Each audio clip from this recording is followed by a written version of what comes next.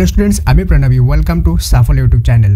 Students, সাফল্য তোমাদের জন্য নিয়ে এসেছে ম্যাথ অর্থাৎ অঙ্কের লাস্ট মিনিট সাজেশন।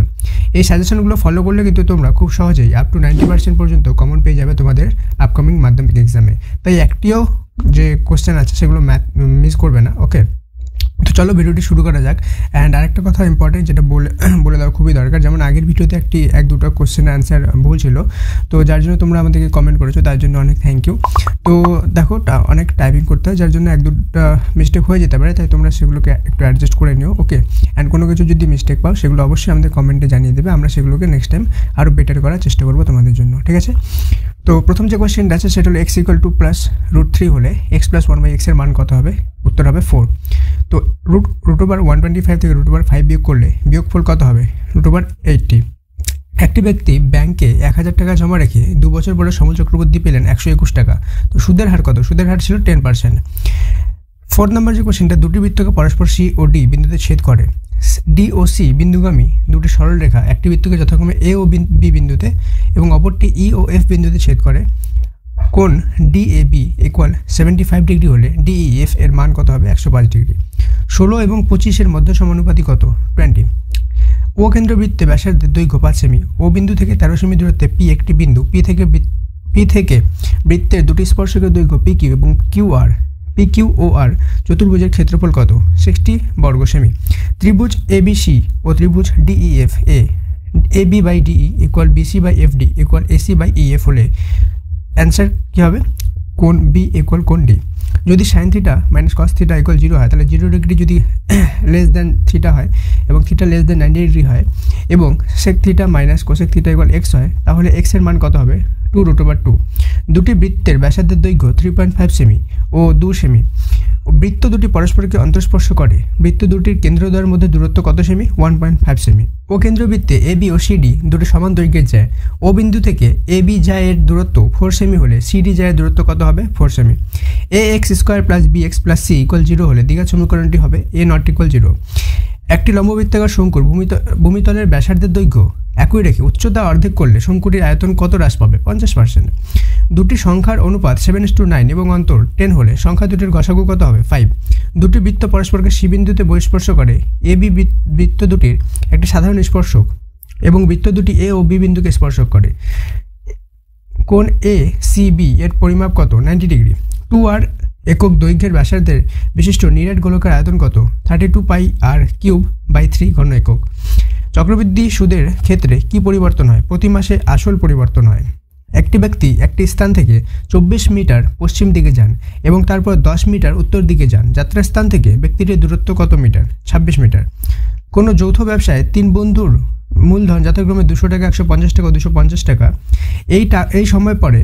একই সময় পরে তাদের লাভ্যাংশের অনুপাত কত হবে? 4:3:5। দুটি লম্ববৃত্তাকার নিরেট চোঙের আয়তন সমান এবং তাদের উচ্চতার অনুপাত 1:2 হলে তাদের ব্যাসার্ধের দৈর্ঘ্যের অনুপাত কত? √2:1।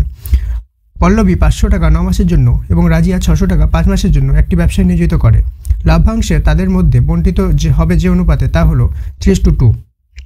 একটি গোলক এবং একটি লম্ববৃত্তাকার শঙ্কু উভয়ের ব্যাসার্ধ 3 সেমি হলে এবং উভয়ের ঘনফল সমান হলে চোঙটির উচ্চতা কত হবে? 4 semi.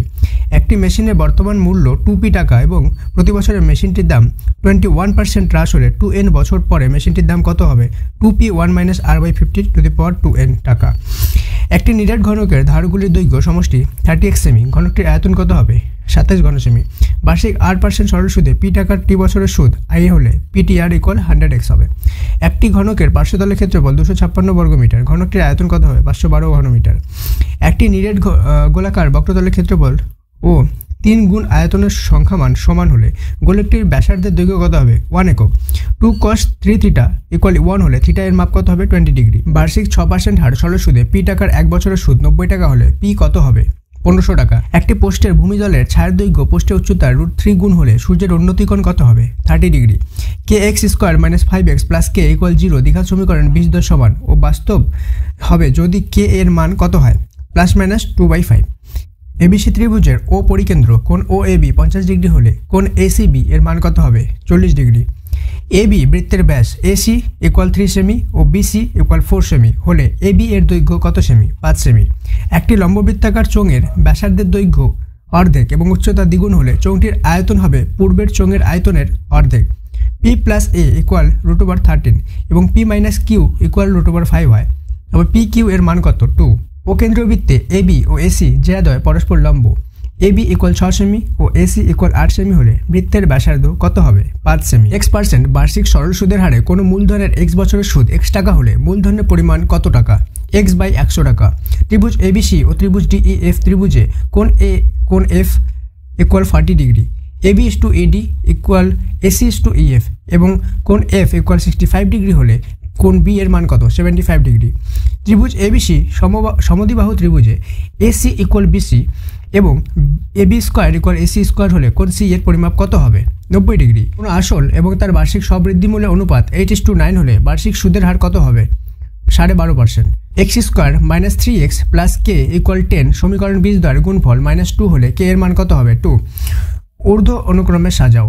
8, 9, 12, 17, x plus 2, x plus 4, 30, 31, 34, 39 তথ্যের মধ্যমা 24 হলে x এর মান কত হবে? 21। এটা খুব ইম্পর্টেন্ট কোশ্চেন। একটি পরিসংখ্যা বিভাজনের মধ্যমা যে লেখচিত্রের সাহায্যে পাওয়া যায় তা হলো ওজাইভ। তো স্টুডেন্টস, আজকে তোমাদের জন্য এই কতই কোশ্চেন ছিল। তোমরা যদি ভালোভাবে এই কটা কোশ্চেন করে নাও তাহলে কিন্তু আপ টু 90% পর্যন্ত তোমরা কমন পেয়ে যাবে। তো আমি চাইবো তোমরা এই ভিডিওটি 2 থেকে 3 বার রিপিট করে দেখো। ওকে, এটা তোমরা ভালোভাবে মাথায় বসায় নাও, তাহলে কিন্তু দেখবে খুবই সহজে তোমরা প্রচুর পরিমাণে কমন এখান থেকে পেয়ে যাচ্ছ। তো অবশ্যই ভিডিওটি ভালো লেগে থাকলে লাইক করো এবং নেক্সট তোমরা আরও কী ধরনের হেল্প চাও ম্যাথ থেকে সে রিলেটেড আমাদের কমেন্ট করো। ওকে, আমরা অবশ্যই তোমাদের জন্য সেটা বানিয়ে দেওয়ার চেষ্টা করবো এবং আরও বাকি সাবজেক্টেরও লাস্ট মিনিট সাজেশন আছে, সেগুলো যদি তোমরা না দেখে থাকো অবশ্যই দেখো। সবগুলো সাবজেক্টের লাস্ট মিনিট সাজেশন তোমরা দেখো, একটা মিস করবে না। সেখান থেকে কিন্তু আপ টু 90% কমন তোমরা পেয়ে যাবে। So thank you so much students, may God bless you all.